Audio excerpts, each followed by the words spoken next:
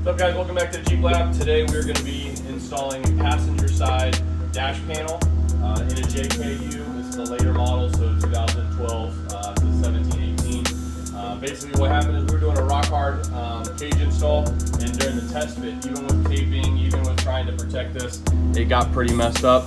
So not a hard thing to do. I'd say it'd probably take you about 30 minutes. But make sure you go ahead and remove the side piece here. You're going to remove your glove box here. Once you have that done, you will need to remove your center trim. Pull out this here. There's a screw down there. There's a screw up top. This will pull away. The reason why you need to remove this is because this is underneath it. Once you have that done, remove this guy here. Get your little trim tool piece. It pops up, and then there's a 13 millimeter down in there. Okay, so 13 millimeter. And the reason why you need to remove that, even though this doesn't go all the way back, is because the airbag is attached to this piece right here. So the airbag actually clips in there and clips in that, and there's really no way to get to it without pulling everything out. So that 13 millimeter is holding onto here. Once you get that on the bottom, I'll show you here.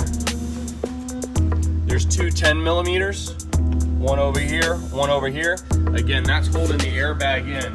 So once you get the 13 on top, the 10 millimeter, the 10 millimeter, you can go ahead and take off the dash bar here. So you'll use your little hex keys, pry that off, get your bolts out, take that off. Once that's all done, this whole piece will slide out. It'll come out.